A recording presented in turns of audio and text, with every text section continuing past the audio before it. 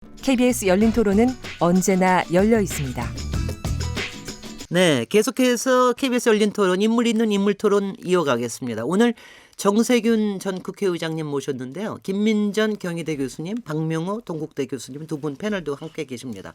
우리가 일부에서 전 국회의장으로서의 여러 가지 소회와 또 그 여러 가지 업적과 여러 가지 뭐 딜레마와 이런 얘기를 들어봤다면 이제는 이제 정치인으로 다시 돌아오셨으니까 그러니까 여러 또 지금 현안들이 워낙 많으니까는요. 일단 그 얘기로 좀 넘어가도록 하겠습니다. 당장 국회에 대해서부터 사실은 좀 얘기를 여쭤보고 싶습니다. 지금 네. 이제 거의 한 달 동안 지금 국회가 완전히 공석 중 아닙니까? 지금 그렇죠. 의장단도 없고 지금 상임위원회도 구성이 안 되고 있고 그래도 지금 한 사나흘밖에 안 남았죠. 6월 국회가. 국회 부재 상태죠. 네네, 완전히 국회가 지금 완전히 없는 상태 아닙니까? 네. 이게 좀 풀어지리라고 보시는지 그리고 향후에 하반기에 국회의 이 흐름이 어떻게 될 건지 이런 전망을 해보신다면 어떻습니까?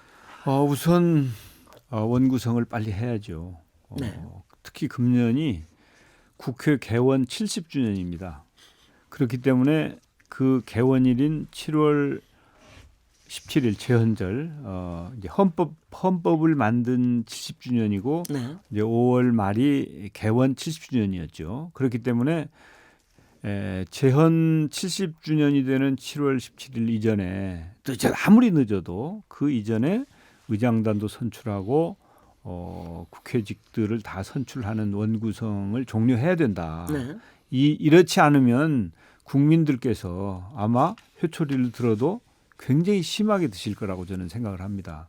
그런데 지금 원구성을 신속하게 하려면 야당의 협조가 절대적이잖아요. 그럼요. 단독으로 할 수는 없으니까. 네.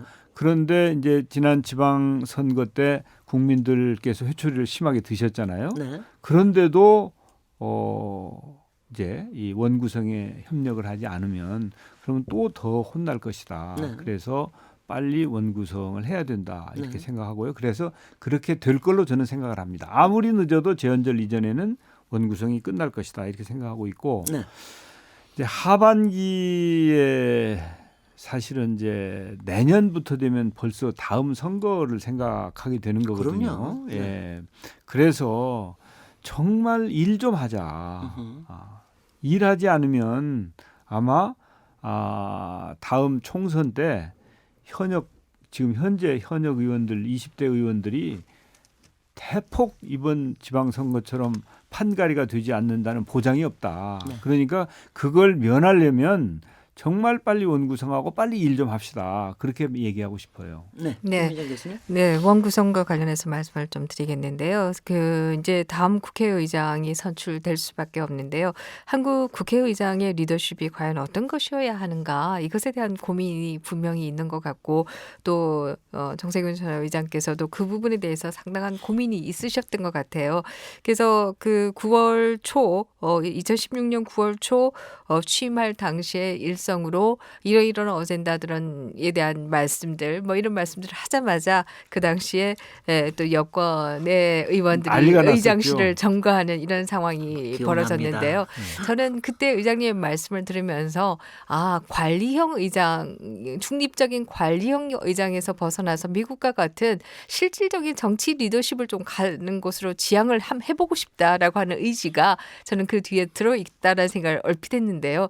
결국 점거 이후에 굉장히 중립적인 의장으로 리더십이 이렇게 확고히 가는 것을 봤습니다. 그래서 결국 우리가 중립적 리더십으로 이렇게 갔는데요. 이것이 바람직하다고 보시는지 아니면 미국 국회의장처럼 실질적인 정치 리더십으로서 정책도 실질적으로 좀 추구하고 할 수 있는 리더십으로 가는 것이 바람직한 것인지 어느 것이 바람직하다고 생각하시는지 제가 궁금하고요. 두 번째는 한국 국회의장들은 지금 사실 영국과 같이 민주화 이후에 중립적 리더십을 취한다는 이른바의 탈당을 의장이 되면 시켰고요. 그러나 영국과 다른 점은 영국은 본인이 하기 싫을 때까지 의장을 할 수 있도록 거의 보장해주지 않습니까? 그 의장의 선거구에서는 후보도 내지 않아서 각 주요 정당들이 그 의장이 계속 당선될 수 있도록 해주고 이렇게 하는 것에 반해서 한국의 역대 의장들은 본인은 굉장히 발부둥을 쳤지만 결국 의장 임기가 끝나자마자 사실상 정치도 마무리되는 그런 음흠. 수준으로 갔던 것이 사실인데 이것이 바람직하다고 보시는지 어떻게 생각을 하시는지 궁금합니다. 네, 저는 이제 국회의장이 단순히 사회만 보는 사람으로 머무르는 것은 바람직하지 않다고 봅니다. 이제 삼권이 분립되어 있고 또 입법부가 나름대로의 위상을 확보한 지금 국회의장이 그냥 아무 생각 없이 사회나 보는 수준은 좀 뛰어넘어서 입법부의 책임 있는 리더로 자리매김하는 게 옳다. 그래서 의사를 진행함에 있어서는 엄격하게 중립을 지켜야 되지만 주요 정치 현안에 대해서는 나름대로 의견을 피력할 수도 있고 또 그런 정치적인 문제에 대해서 바람직한 방향으로 가도록 노력할 필요가 있다. 저는 그렇게 생각을 합니다. 네. 근데 이제 우리나라가 어떻게 보면은 평등주의가 굉장히 강한 편이에요. 뿌리 깊죠. 예, 그래서 이제 국회직도 다 나눠 먹어야 되고 돌려가면서 해야 되고 그렇기 때문에 제가 이렇게 저는 이제 임기가 끝났으니까 말씀드립니다만은 세계 모든 나라 의장 중에서 우리나라 의장이 제일 임기가 짧습니다. 네. 예, 그래서 이제 아쉬운 측면도 있지만 또 뭐 그건 각 나라마다 문화적인 그런 특성도 있는 거니까 네. 거기에 대해서 이 일을 제기할 생각은 없고 그렇지만 앞으로 의장은 그냥 누리는 자리이거나 혹은 사회나 보는 그런 수준을 뛰어넘어서 정치 지도자로서의 모습을 보이는 것이 저는 바람직하다 이렇게 생각합니다. 네. 박명호 교수님. 2년짜리 그 상임위원장도 1년씩 나눠서 하는데 그건 허리가 잘 되죠. 그죠? 그건 절대 안 됩니다. 그건 정말 상임위원장 1년씩 나눠서 하는 것은 이건 정말 자기네들이 부끄러운 쪼개먹게 하는 일이에요. 그게 또 국회에서 뭐 관례인지 관행인지 뭐 또 그렇게 뭐 아무도 뭐 거기에 대해서 뭐 비판을 하긴 하더라도 뭐 현실적으로는 뭐 횡행까지는 아니어도 뭐 있고 하는데 뭐 이제 우리 정 전 의장께 좀 좁히면 지금까지 관례 아닌 관례가 된 게 탈당이었고요. 당선 의장에 이제 취임하면 그건 법으로 그렇게 돼 네, 있으니까요. 국회법. 그다음에 또 거의 정계를 마무리하시는 수순이었죠. 여태까지 의장을 지내신 분들의 경우가. 그 다음에 출마하지 말라 그러시는 거네. 그러니까. 아니 그거는 관례지 탈당처럼 법적 강제 규정은 아니지 않습니까? 네. 다만 이제 지금까지 전례가 없었던 뭐 우리가 100년 이상 된 국회도 아니지만 예. 전례가 없었던 사안이기 때문에 어떤 측면에서 보면 사실 국회의장까지 지낸 우리 정치에서는 중요한 자산인데 사장되는 거고 활용되지 못하는 측면도 있고요. 앞으로는 아마 우리 김민전 교수님 말씀하신 대로 의장의 역할이 그런 정치적 역할과 기능이 좀 더 강화되는 쪽으로 가게 될 건데 언젠가 한 번은 계기가 있어야 되지 않겠습니까? 어떻게 보세요? 뭐 과거에도 이제 의장을 하고 나서도 정치를 더 하신 분들도 계시긴 하죠. 네. 그렇지만 이제 많은 경우가 의장으로 정치를 마감하는 경우가 많이 있었습니다. 뭐 그것은 개인의 의사도 있고 또 정치적으로 정당 내에서의 위상이나 여러 가지 그런 현실적인 여건 때문에 이제 그런 측면도 있을 수 있지요. 그래서 저는 뭐 그건 천편일률적으로 적용할 일은 아니다 이렇게 생각을 합니다.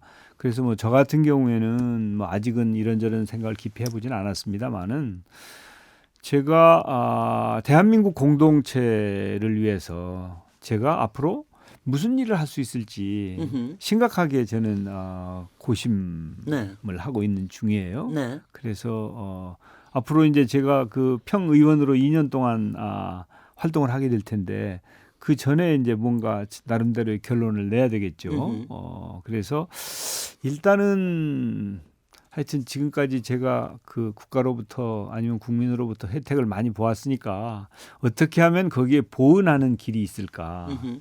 우리 정치 발전에 기여하고 정치의 품격을 좀 높이고 생산성을 높이는 데 기여할 방법은 없을까? 또 우리 정치가 발전하려면 좋은 정치인들이 많이 나와야 되는데 그런 좋은 정치인들을 뭐 양성한다고 하면 좀 이상하지만 좀 후원하고 좀 밀어주는데 혹시 할 일은 없을까? 뭐 이런 고민들을 하려고 그래요. 네. 그래서 네. 하여튼 이제 저는 대한민국이라고 하는 공동체를 위해서 내가 할 수 있는 일이 무엇인지를 네. 좀 찾아보겠다 그런 네. 생각이 네, 듭니다. 제가 한 가지 요 네. 관련해서 질문 좀 드려볼게요. 아니 뭐냐면 제가 정세균 의장님이 굉장히 좀 특이 케이스였다고 생각을 하는 게, 처음에 시작하셨을 때는 야당이지만 국회에서는 제1당으로 시작을 했으니까 야당 국회의원으로 시작을 하셨고 물론 출당 탈당은 하셨지만 그러다가 이제 1년 지나서는 여당 출신 국회의장이 되셨단 말이죠. 예. 그러니까 굉장히 이게 특이한 케이스, 굉장히 여태까지 그래 본 적이 없었던 것 같아요. 그래서 그걸 보면서 아까도 말씀하셨지만 처음에 그 국회의장실 정고 당하더니 그다음에 중립적으로 돌아가시더라 뭐 이런 얘기도 좀 하시고 그랬는데 그 첫 2년 중에서 첫 1년은 말하자면은 조금 뭐라 그럴까요? 중립적이고 조금 좀 더 조심하게 되고 여당 출신 국회의장이 되시니까 조금 더 적극적이 되고 이러는 게 있습니까? 제가 왜 여쭤보냐면요. 이거는요. 아까 얘기도 하셨는데 국회의장이 여태까지는 일종의 명예직으로 생각을 하거나 청와대의 대리인 같은 좀 이렇게 보는 게 없지 않아 있었잖아요. 근데 그런 거에 좀 이렇게 좀 다르게 갈 수 있나 하는 우리나라에서 좀 다르게 갈 수 있는 가능성이 있나를 여쭤보는 겁니다. 제가 그 의장이 되고 나서 세 가지를 표방을 했거든요. 네. 첫째는 국민에게 힘이 되는 국회, 헌법 정신을 구현하는 국회, 네. 미래를 준비하는 국회. 네. 이 세 가지 목표를 제시를 했어요. 그래서 그 둘째인 헌법 정신을 구현하는 국회라고 하는 것은 국회가 이제 더 이상 정부의 주문이나 받아서 그걸 처리하는 기관 혹은 청와대 눈치를 보는 기관이 아니고 그야말로 헌법이 인정한 삼권 분립상의 입법부의 위상을 확보하겠다라고 하는 것이 저의 주장이거든요. 그런 차원에서 저는 이제 처음에 의장이 되었을 때는 제가 제 소리를 냈잖아요. 네. 그건 왜 그런 거냐? 국민들께서 의회 권력을 교체를 한 거거든요. 네. 그 왜 의회 권력을 교체를 했느냐? 그것은 의회가 입법부로서 제대로 대통령이나 행정부를 견제하라고 한 것이기 때문에 제가 제 주장을 하고 또 국민들을 대변하는 노력을 한 거예요. 그것이 의회 권력을 바꾼 국민들의 뜻을 받드는 것이다라고 생각했기 때문에 제가 그렇게 한 거거든요. 네. 그래서 뭐 여러 논란도 있었고 소란도 있었지만은 저는 뭐 지금도 잘했다고 생각하는 사람이에요. 그 부분에 대해서. 그리고 그 이후에도 저는 제가 마땅히 얘기를 해야 될 때는 주눅 들지 않고 그 얘기를 했어요. 네. 예, 의장을 하면서. 그래서 앞으로도 저는 그렇게 해야 된다고 생각합니다. 네. 그리고 제가 이제 당적은 없지만 야당 의장에서 여당 의장으로 중간에 그렇죠. 바뀐 거 아니에요. 바뀐 우리 거죠. 저 네. 김 박사가 말씀하신 것처럼. 그러나 그 이후에도 저는 표정 관리를 제대로 하고 또 제가 입법부의 수장이라고 하는 그 직이 과거에 당을 함께 했던 것보다 더 우선이다라고 네. 하는 생각을 가지고 국회를 운영을 했어요. 그랬다고 보세요? 아, 네, 네, 물론입니다. 김민정 저는 교수님. 뭐 상당히 중립적으로 음흠. 그동안에 국회를 운영했지 당파성을 뭐 거의 초기에 이제 정치적으로 좀 정치 리더로서의 국회의장의 리더십을 조금 선보이시려고 한 이후에 그 이후에는 굉장히 철저하게 중립성 위주로 가셨다라고 저는 평가를 하고 있고요. 네. 그럼에도 불구하고 역대 의장 가운데에서 물론 최근에는 이제 직권상정도 폐지되었고 이러면서 더더욱이나 과거의 유신 시대나 뭐 5공화국 당시처럼 대통령의 대리인 국회의장은 이제는 뭐 자리 잡기가 어려워졌고 이제는 거의 사라졌다라고 네. 저는 평가를 하고 있습니다.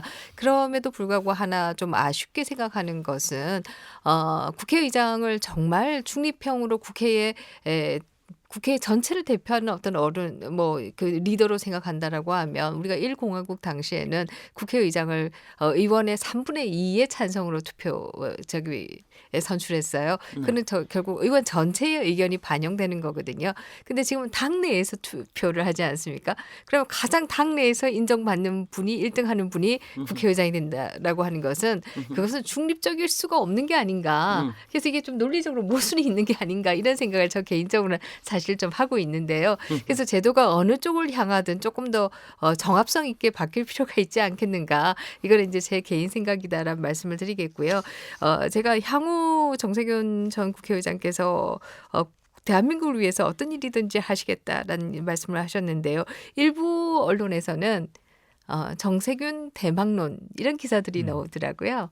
그래서 이에 대해서 질문을 안 드릴 수가. 조금만 이따가 하셔. 너무 여러 질문 조금만 이따가 하시고 일단 그 앞에 부분에 대해서는 코멘트 하실 거 없으세요? 네. 의장 선출 방법 네, 의장 선출 붙이면은요. 예. 의장이나 상임위원장을 국회에서 전부 자유 투표하면 어떠세요?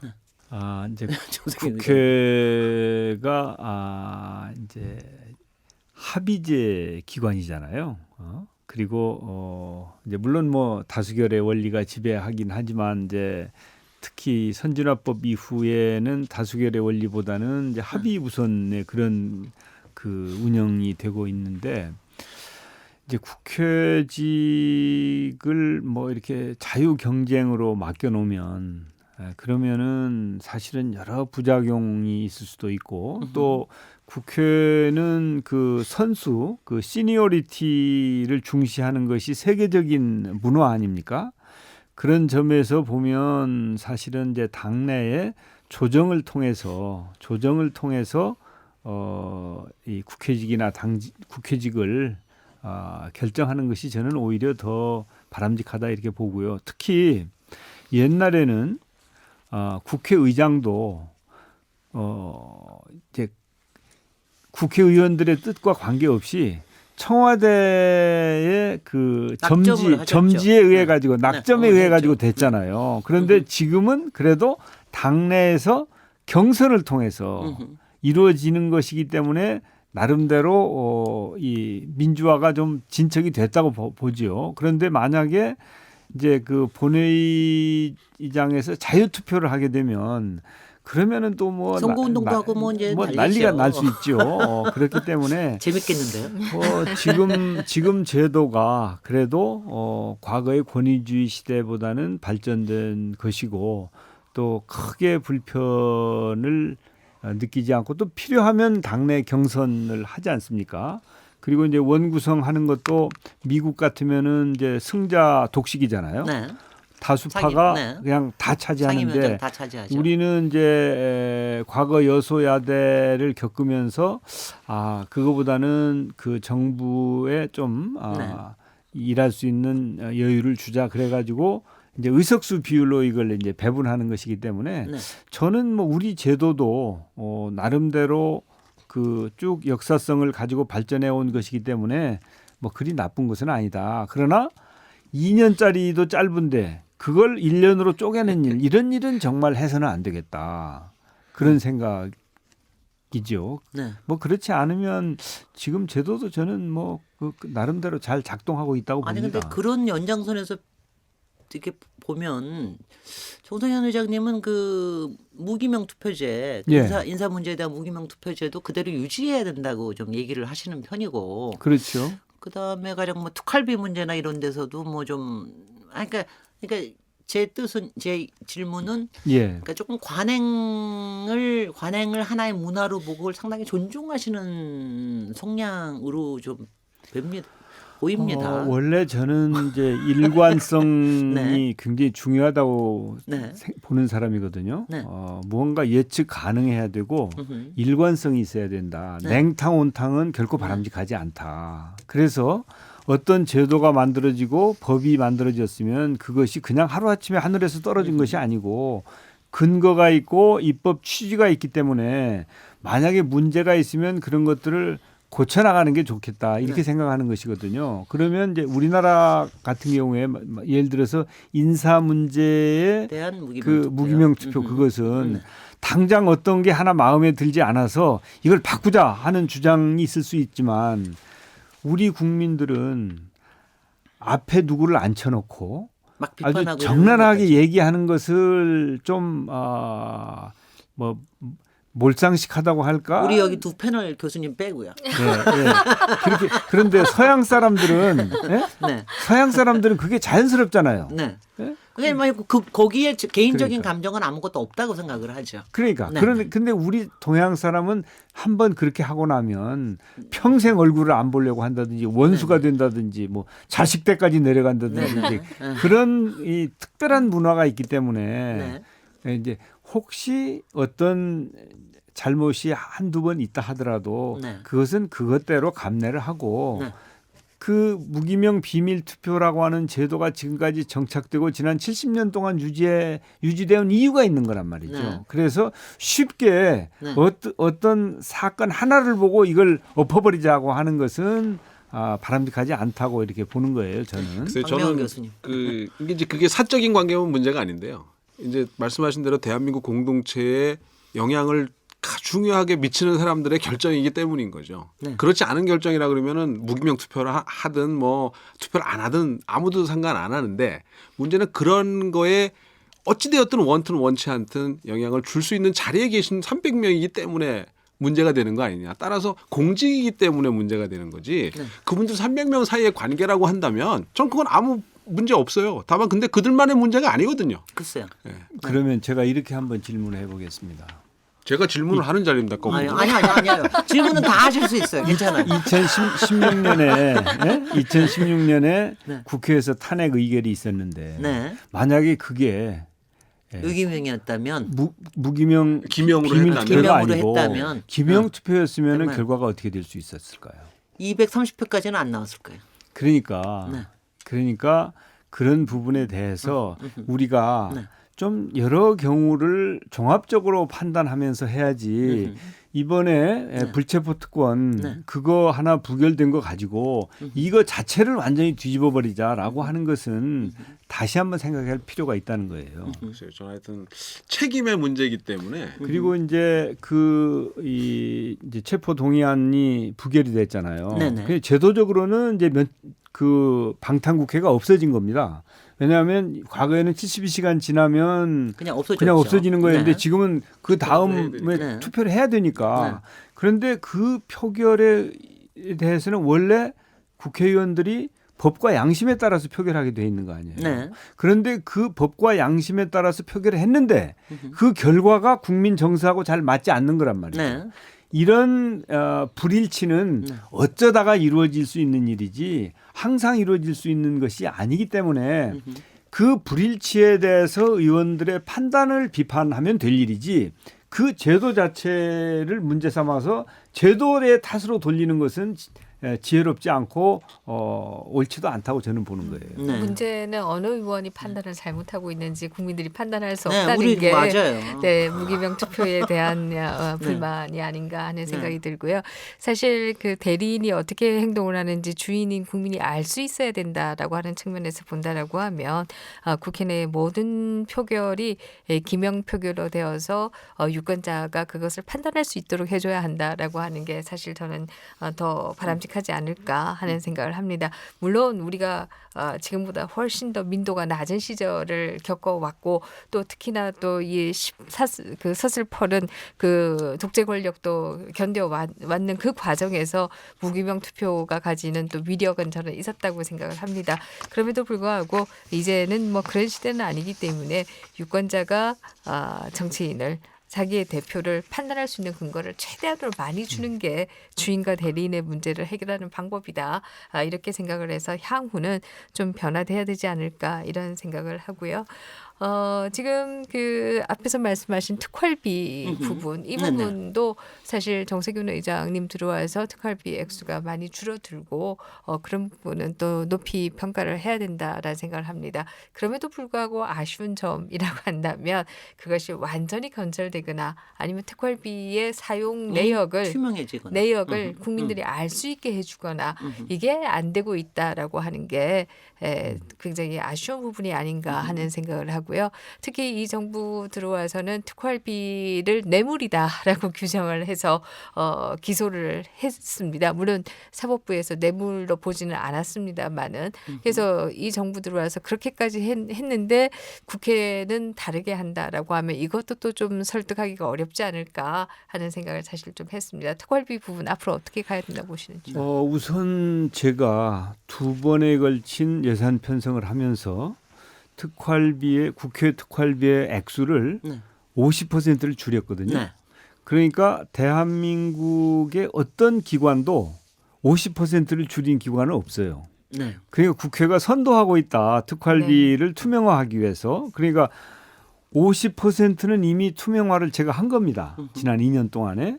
그래서 앞으로 제도 개선이 필요하면 제도 개선을 더 하는 게 좋겠다. 그리고 대한민국에는 국회만 있는 것이 아니고 여러 기관들이 있으니까 이 특활비는 국회에만 특별히 있는 제도가 아니고 대한민국 전체에 걸쳐서 있는 제도이기 때문에 네. 이 제도를 개선하기 위한 노력을 좀 더 해주는 게 좋겠다. 네. 이제 그런 판단이고요. 그래서 이제 원래 특활비라고 하는 것은 이 제도를 아예 없애버리면 모를까 네.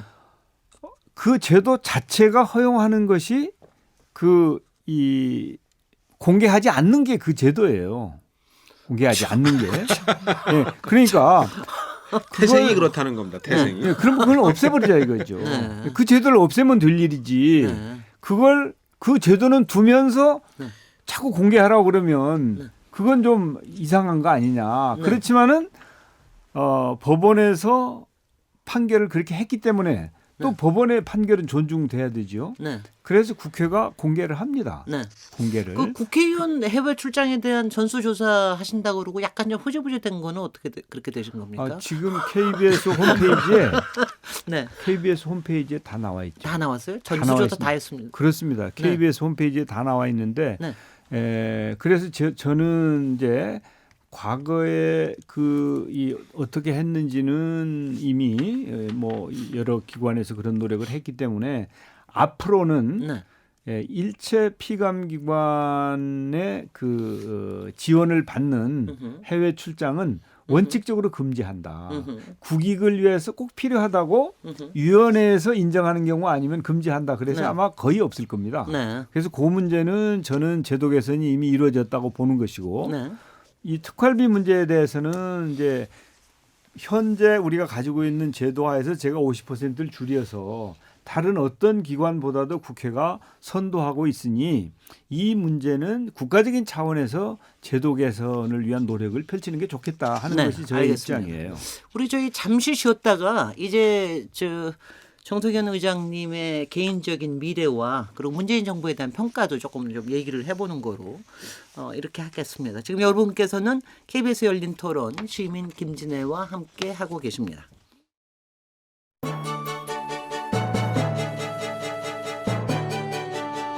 라디오 토론이 진짜입니다. 묻는다, 듣는다, 통한다. KBS 열린 토론. 시민 김진애의 진행으로 듣고 계십니다. 네.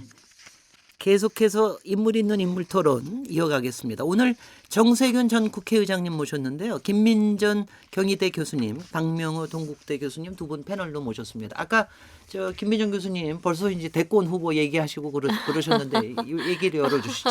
앞으로 우리 정세균 의장님 뭘 해야 될까요? 안 해본 건 딱 하나밖에 없는데. 네, 뭐 제가 뭘 해야 된다고 말씀드리기는 그렇고요. 네. 그동안의 국회의장들의 역정으로부터 벗어나기 위한 노력들을 국회의장의 리더십에서도 굉장히 노력을 하셨던 것 같고요. 아마 이후도 굉장히 노력을 시작하신 게 아닌가 하는 생각을 제 개인적으로 한 것은 그 지원 유세를 하시는 것을 보면서 이분이 역대 국회의장의 강기를 가지 않겠다라고 하는 것을 몸으로 증명하는 방법의 하나로 유세를 시작하신 게 유세를 돕기 시작하신 게 아닐까 하는 생각을 제 개인적으로 사실 좀 했었습니다. 네. 물론 회장님 뭐 어떤 마음으로 하셨는지 단순히 지원 요청을 하니까 하셨겠지만 저는 또 그런 사인으로 읽기도 했는데요. 저랑 같이 생각하는 사람이 많은지 이 대망론이라는 기사가 나오더라고요. 어떻게 생각하고 계시는지 궁금하네요. 그 지원 유세에 대해서 오해를 하실 일은 아니다. 네. 왜냐하면 과거의 국회의장들은 당 대표 출신들이 별로 없습니다. 네. 그런데 저는 당 대표를 여러 번 했잖아요. 네. 그래서 직업이 당 대표라고 그랬네. 하는 얘기도 네. 들었기 때문에 이제 당 대표 출신으로서 그 이 지원 요청을 제가 뿌리칠 수 없는 그런 것 때문에 열심히 지원을 한 것이다. 그리고 또 2년 동안이나 당을 위해서 아무 역할을 안 했으니까 또 이 당에 복당을 했으면 역할을 해야죠. 이제 그런 차원에서 한 것이지 저의 무슨 뭐 다른 욕심이나 이런 걸 가지고 한 건 전혀 아니다. 이렇게 네. 분명하게 말씀을 드리고요. 저는 사실 현재로서 어떤 특정 자리나 이런 거에 대해서는 전혀 연연하거나 관심을 가지고 있지 않습니다. 네.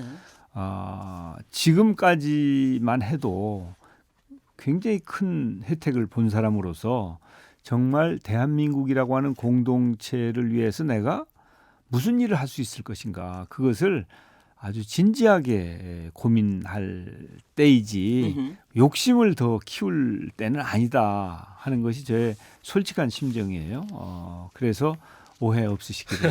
네, 박명호 교수님. 네네. 오해하지 마세요. 뭐 지금 원론적인 답변이시고 의장님 출신들은 대부분 저 비슷한 류의 말씀들을 하시는 것 같아요. 근데 최근으로 올수록 특히 이제 한자는 다릅니다만은 그 한글로는 같이 발음되는 성을 가지신 의장님도 네.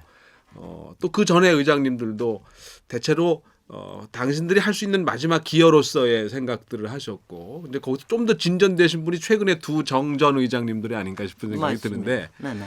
그런 면에서 보면 첫 번째 걸림돌은 이제 2년 후에 총선, 2년도 채 안 남았죠 사실. 예. 인데 아직 결정 안 하셨습니까? 아직은 뭐 결정을 안 했습니다. 네. 그럼 하실 수도 있다는 뜻이네요. 결정을 아니면 출마를 아니면 불출마를 무슨 결정? 뭐 어느 그러니까. 것이든 결정을 이게 우리 저 박 교수님 질문은 21대 네네, 국회 출마. 어떻게 할래? 예, 예. 이제 그 말씀이신데 네. 아직 2년이나 남아 있기 때문에 네. 너무 서둘러서 그렇게 판단할 일은 아니어서 제가 지금 아직 뭐 가타부타 결정을 했거나 또 설령 마음속에 어떤 내용이 있다 하더라도 그걸 밝힐 때는 아니다라고 생각합니다. 뭔가 네, 있긴 참고 있으시구나. 삼아서 청취자께 얘기 드리면은 정세균 의장님은 전북의 무진장 그 예. 지역에서 이제 내리 4선을 하시고 그렇죠. 그런데 이제 거기서 완전히 그야말로 변신을 하셔서 서울시 종로구에 도전을 하셨습니다. 그래서 당시에 손학규 의장도 떨어진 종로구에서 당선이 되시고 홍사덕 전 네, 의원과 홍사덕 아마 의원하고 대결을 붙어가지고 하셨던 되시고 것 같아요. 예. 그리고 이제 거기서 지난 20대에 다시 도전을 하셨는데 이번엔 또 오세훈 전 시장하고 붙으셨습니다. 근데 예. 특히 지난번은 박근혜 대통령의 그야말로 바람이 좀 있었기 때문에 안 된다. 거의 여론조사에 20% 차이가 났는데 본인께서는 절대로 내가 된다. 그런 정말 되시더라고요. 그러니까 짐점이 굉장하시고 선거에 노하우가 달인이신 것 있는 같아요. 것 같아서요. 그러니까 무진장에서의 4선은 사실 다른 지역에서의 특히 수도권에서의 4선과는 조금 그렇죠. 뭐 조금 다르다면 다를 수 있는 그렇습니다. 건데 네. 종로에서의 재선은 특히 2008년 총선은 네. 당시는 그 두 분의 선수를 합하면 거의 10선인가 됐었고요. 맞아요. 그렇죠. 두 분 다 지역구를 옮기셨어요. 예. 제가 또 기억을 하는 게 당시 우리 학회의 참여 관찰로 제가 뵀던 그때 기억이 있는데 그 전부터 해온 경험에 보면 두 분 다 지역구를 새로 옮기신 거거든요. 그렇습니다. 원래 있던 예. 지역이 아닌데도 네. 몇 년씩 계셨던 분들과 같은 지역구를 관리하셨어요. 네. 이 잠깐 가본 방문객의 입장에서 봐서도 예. 역시 이 4선 5선 가는 게 쉬운 건 아니다라는 생각이 들었고 네. 그러면서 선거에 관한 하는 뭐 남다른 촉이랄까요? 뭐 선거의 그런 거 달인, 있지 않나요? 제가 이제 사교력의 달인, 친화력의 달인. 뭡니까? 선거도 제가 선수는 선수죠. 네. 한 번도 패하신 적이 없죠. 예, 이제 공직 선거에서는 패한 적이 없습니다. 당내 그리고 선거에서 패하셨나요? 당내 선거에 대통령 패한 선거, 적이 대통령 없죠. 후보 예. 경선. 경선. 예. 네. 그리고 이제 제가 제 선거 말고 대통령 선거나 다른 선거를 많이 했죠. 그러니까 선거는 선수 중에 하나예요, 제가. 그렇지만 하여튼 제가 종로에서 저의 도전, 정말 도전이었는데 종로 구민들께서 저 시골에서 올라온 저를 품어주신 것은 정말 감사할 일이고요. 또 재선까지 시켜주셨기 때문에 종로 구민들에 대한 저의 책임의식은 굉장히 높습니다. 실질적으로.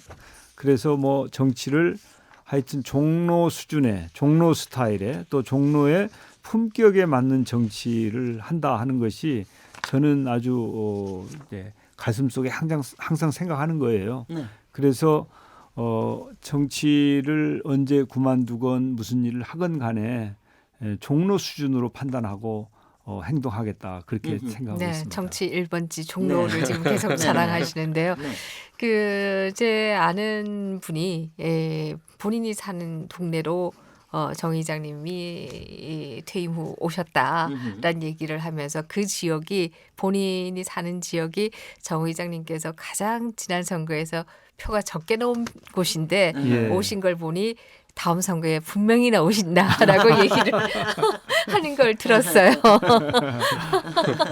네, 어떻습니까? 꼭 네. 그렇게 연결될 일은 아니고요. 아니 근데 저는 저기 같은 당에서 의장님으로 모신 적도 있고 그리고 저한테 저기 꾸지람은 안 하셨지만 저한테 하여튼간에 눈살을 찌푸리신 적도 제가 여러 번 봤고 근데 제가 딱 하나 기억나는 에피소드가 있어요. 근데 종로구에 처음 국회의원 되셨을 때인데 제가 우연하게 버스에 앉았어요. 근데 버스 뒤에 앉으셨어요. 근데 뒤에 수도권 위원이 옆에 앉으셨거든요. 그랬더니 본인이 얘기를 하시는 거예요.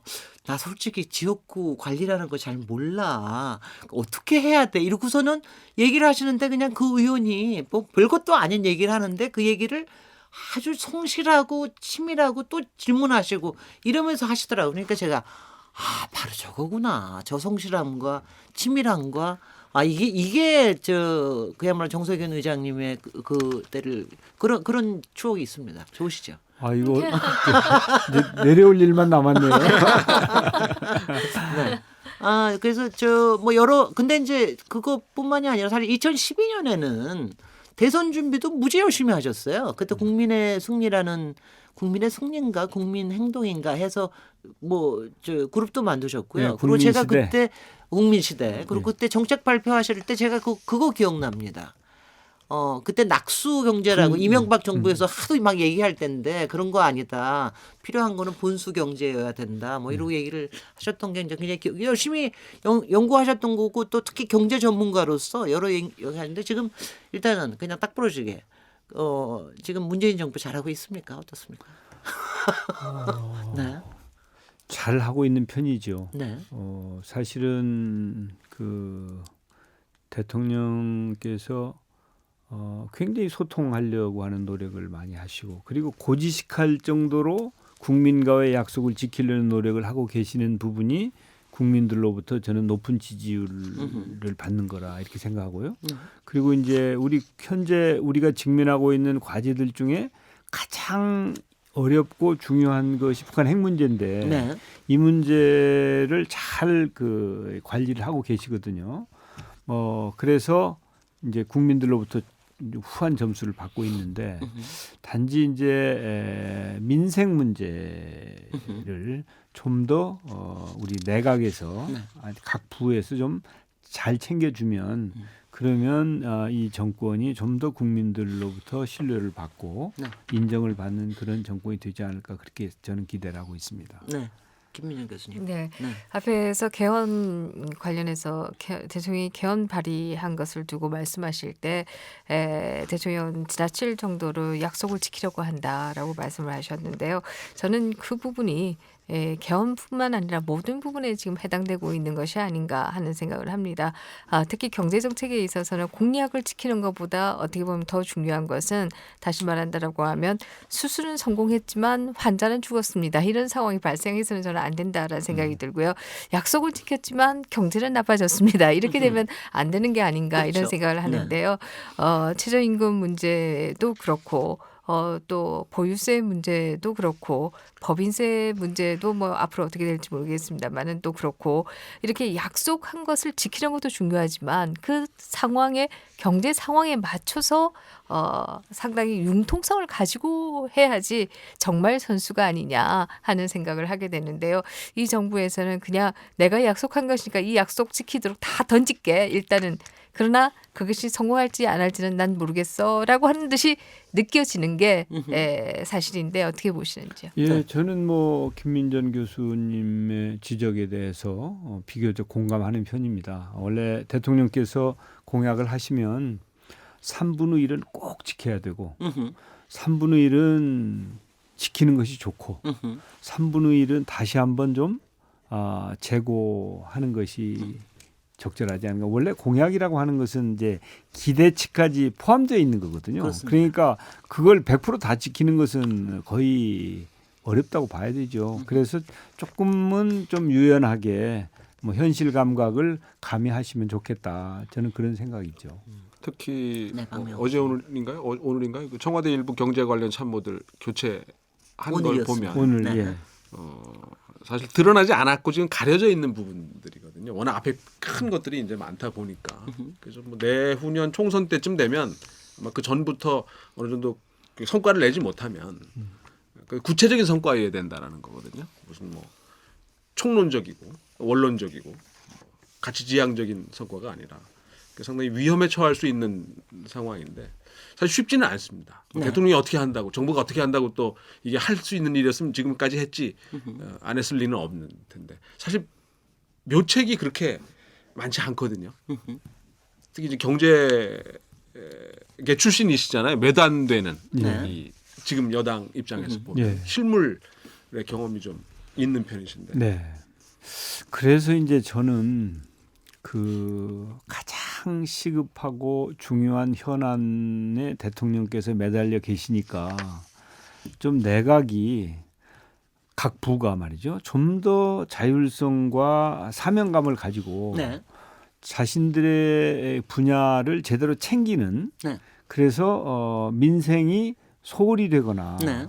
이 잘못되지 않는 그리고 경우에 따라서는 자신들의 의견을 과감하게 개진하는 이제 그런 노력이 필요하지 않을까 네. 저는 그렇게 생각을 해요. 그래서 이제 너무 이 대통령이나 그 참모들에만 의존하지 말고 네. 각 부가 네. 독립성과 자율성과 사명감을 가지고 좀 더 과감하게 네. 자신들의 해야 될 일을 찾아서 네. 해줬으면 좋겠다. 그런데요, 지금 솔직히는 문재인 정부에 대한 평가가 양면적이에요. 하나는 충분히 화끈하게 개혁적이지 않다. 뭐 한편에서는 너무 실무를 잘 모르면서 저기를 한다. 이 양쪽이 다 있어가지고 가령 뭐 보유세 문제 같은 거 보면은 뭐 양쪽 비판이 다 들어오거든요. 그런데 지금 여하튼 문재인 정부의 제이노믹스의 이 소득주도 성장, 뭐 혁신 성장 이 부분에 특히 혁신 성장 부분이 굉장히 좀 빠져 있는 부분이 있는데 이 부분에서 글쎄 정세균 의장님께서 사실은 이제 후반기에는 이제 정치인 형세균으로서 문재인 정부 좀 많이 도와주셔야 되는 게 아닌가 하는 질문 한 가지 하고요. 거기에 어떤 역할이 있지 않을까 하는 생각하고요. 또 하나가 지금 이제 이번에 개각 요인이 크지는 않다고 그러지만 여전히 개각을 한다라고 그러면은 인사청문회 때문인지는 모르지만 역시 국회에서 많이 데려가는 것 같아요. 국회의원을. 근데 그거 괜찮은 거라고 보시는지 평가를 어떻게 하고 계시는지 이 두 개 여쭤보고 싶습니다. 우선 제가 그 퇴임할 때 네.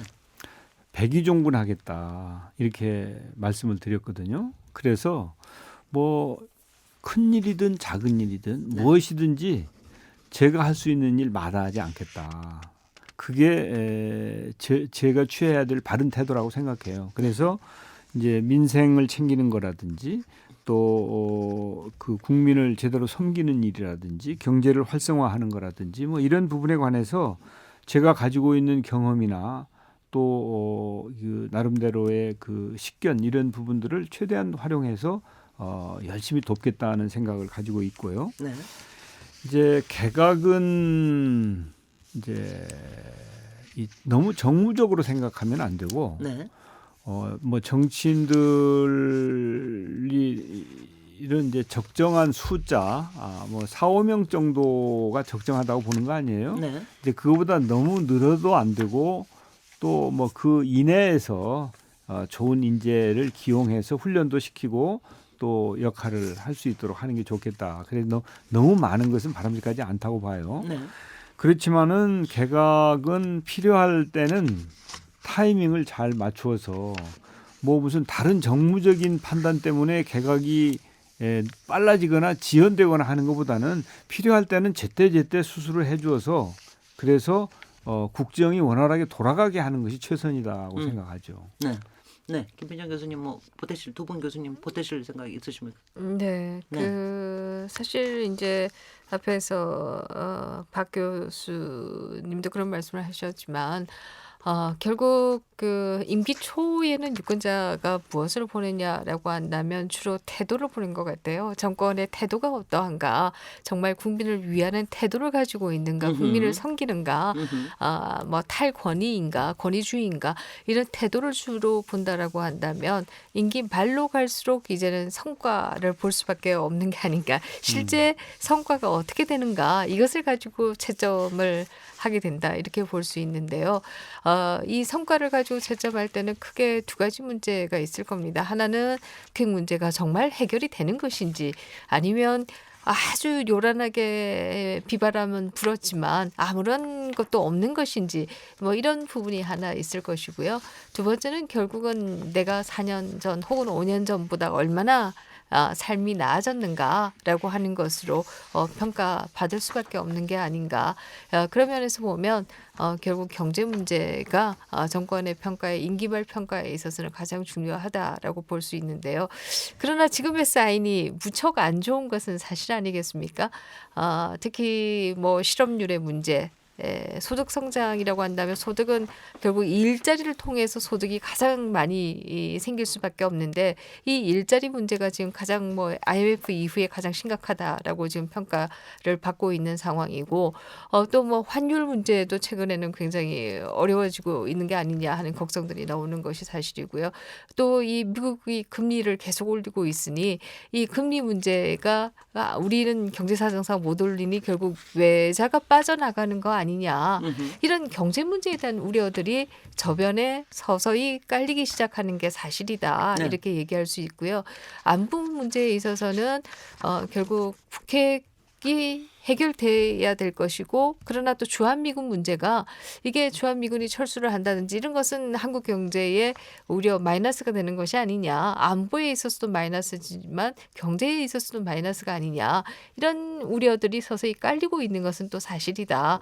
그러므로 해결해야 될 문제는 매우 큰데 정말 그런 문제에 대해서 잘 핵심적인 문제에 대해서 집중하고 있는가 아니면 그렇지 않고 주로 뭐 일각에서 얘기하듯이 조직화된 노조의 요구에 주로 대응하고 있는 게 아니냐 뭐 이런 평가까지도 나오고 있는 게 사실인데요. 어떻게 보십니까? 어떻게 해야 된다고 보십니까? 짧게 이제 거의 마무리할 시간입니다. 저는 그 대통령께서 네. 진정성을 가지고 태도도 바를 뿐만 아니라 성과를 내기 위한 많은 노력을 하고 계신다고 봅니다. 네.